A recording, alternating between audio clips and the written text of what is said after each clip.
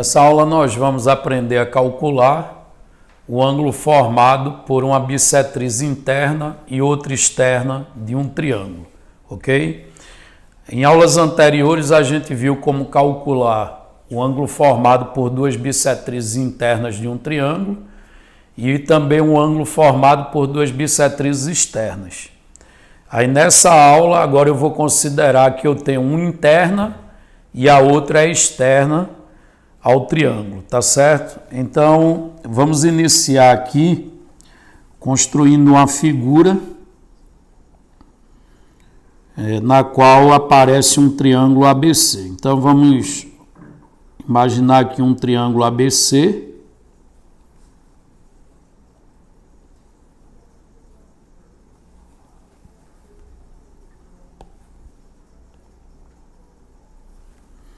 Então, imagina aqui um triângulo ABC, o vértice A eu vou colocar aqui em cima, B e C embaixo. E eu prolonguei um pouco o lado porque eu vou querer usar esse ângulo externo aqui, certo? Então, está dito aí que é uma bissetriz interna e outra externa, né? Então, vamos pegar a interna de B, por exemplo, e fazer com que ela encontre a bissetriz externa de C. Então, aqui eu tenho um ângulo formado por uma bissetriz interna e outra externa. Eu vou supor também que elas se interceptam num ponto D. D é o vértice do ângulo que elas formam, né? Então, o que a gente quer, o nosso objetivo é calcular o ângulo formado por essas duas bissetrizes. Aí eu vou indicar a medida dele por alfa, certo?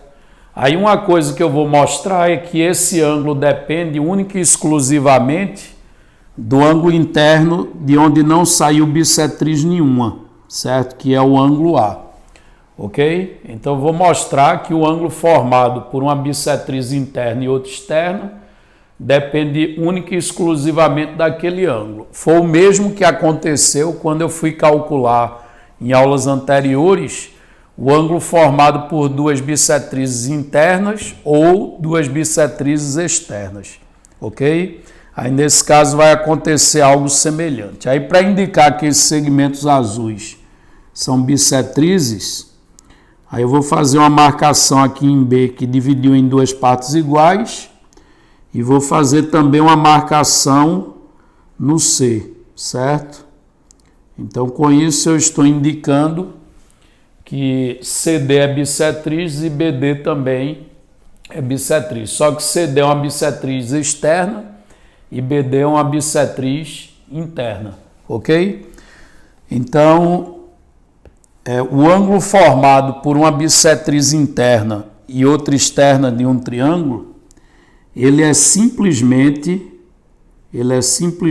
a metade do ângulo interno de onde não saiu bissetriz nenhuma, certo?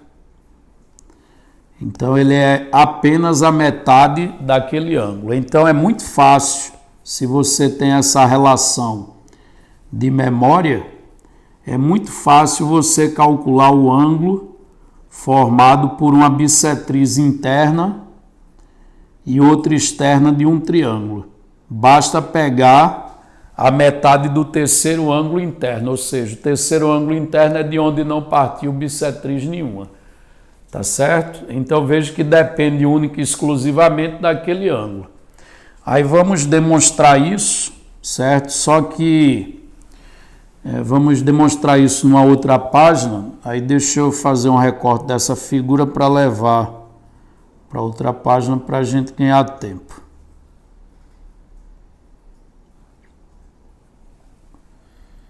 Então, vamos fazer a demonstração.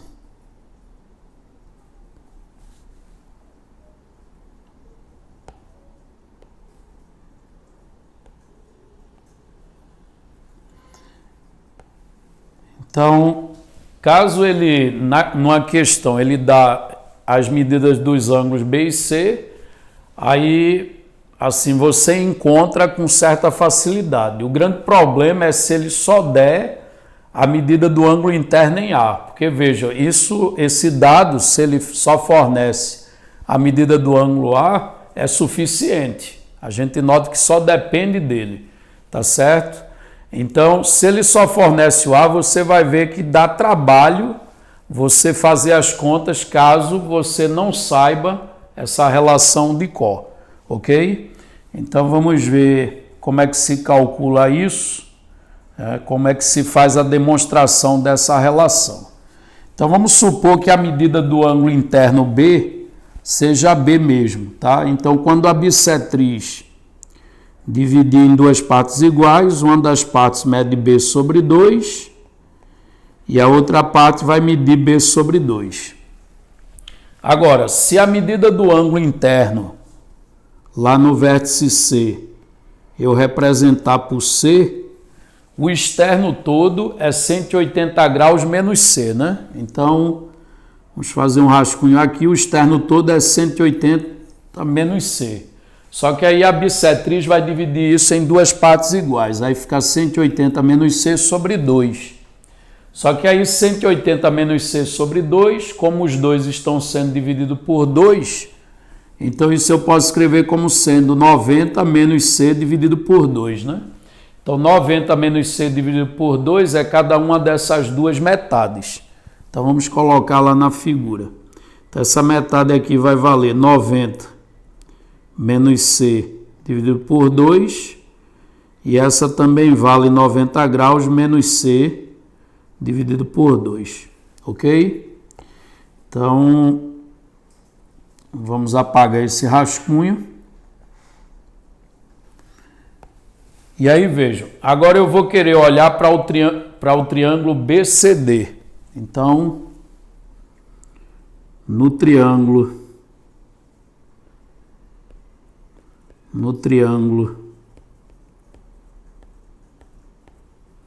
BCD temos. Então, eu vou olhar para os ângulos internos do triângulo BCD. Aí noto que eu tenho o alfa, o B sobre 2 e isso aqui, ó. Então, somando os três ângulos internos do triângulo BCD, um deles é alfa, outro é B sobre 2 e o outro é esse ângulo aqui, ó. Deixa eu marcar numa outra cor. O outro seria esse ângulo aqui todo. É um ângulo obtuso. Então, o outro seria o C sozinho, né? Mais 90 graus menos C sobre 2. Então, se a gente pega as medidas desses três ângulos e soma, vai dar 180 graus, né? Do fato da soma dos ângulos internos de um triângulo somar 180. Agora, observe que aqui eu posso repetir o alfa, né? Aí eu tenho B sobre 2. Agora aqui, C menos a metade de C. O C inteiro menos a metade de C, os dois juntos resulta na metade de C. Então vai ficar C dividido por 2. E aqui eu tenho 180 graus e aqui tem 90. Quando eu passar o 90 subtraindo, vai ficar 180 graus menos 90, que dá igual a 90 graus. Ok? Agora, vamos passar essas duas frações para o lado direito. Então, eu vou ficar com 90 graus menos... Aí, aqui vai passar para o lado direito B sobre 2 mais C sobre 2. Que eu posso escrever simplesmente B mais C dividido por 2. Uma única fração, já que elas têm o mesmo denominador. Só que B mais C é a soma das medidas dos ângulos internos em B e C. E eu sei que A, isso falando dos ângulos internos agora, eu sei que o A mais o B mais o C dá 180 graus, né? Então, no lugar de B mais C, a gente pode escrever 180 graus menos o A. Então, eu vou continuar aqui embaixo. Então, eu vou ficar com alfa igual a 90 graus menos, aí no lugar do numerador, que é B mais C, eu vou escrever 180 graus menos o ângulo A, ok? Porque o A mais o B mais o C é 180, então B somado com C é simplesmente 180 graus menos A. Isso aqui dividido por 2. Ora, o alfa, então, ele vai ser o quê? Aqui eu tenho 180 menos A sobre 2, que eu posso escrever assim, 90 graus menos 180 por 2 é 90, e aquele menos na frente do traço da fração influencia naquele menos do A. Então vai ficar mais A sobre 2. Aí observe que 90 menos 90 é zero. Aí só vai sobreviver essa fração. Conclusão, a medida do ângulo alfa vai ser a metade do ângulo interno A. Ou seja, eu acabei de mostrar que só depende, né, do ângulo interno em A, e é simplesmente a metade dele. Então, note que calcular o ângulo formado por uma bissetriz interna e outra externa só depende daquele ângulo interno ali. Agora, se você não sabe essa relação de memória e ele só der o ângulo A, você vai ter que fazer todas essas contas, ok? Se você não sabe essa relação de memória. Agora, quando ele dá o B e o C e o A, consequentemente, aí é muito fácil, tá? Você não precisa ter a relação decorada, mas se ele só dá o ângulo A, tá? Você vai ter que fazer todas essas contas para chegar à conclusão que é apenas a metade daquele ângulo do vértice A.